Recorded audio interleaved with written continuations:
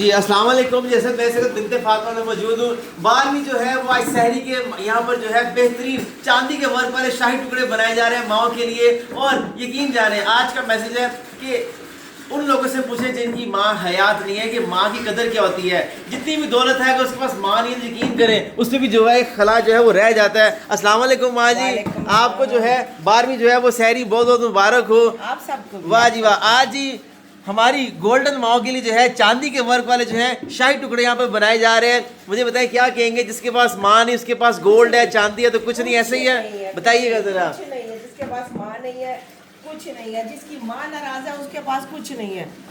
اس کے پاس کچھ نہیں ہے. اگر ماں ہے تو وہ ناراض ہے, کہتی کچھ نہیں ہے لیکن اندر سے ناراض ہے ماں, تو اس کے پاس کچھ نہیں ہے, چاہے جتنی مرضی بھی اس کے پاس دولت ہو. بے شک بالکل جی. ساتھ جو ہے یہاں پہ بالکل لسی بن رہی ہے اور بھی جو ہے لوازمات یہاں پہ تیار ہو رہے ہیں. ماشاء اللہ سب لوگ یہاں پہ بیٹھے ہیں. السلام علیکم.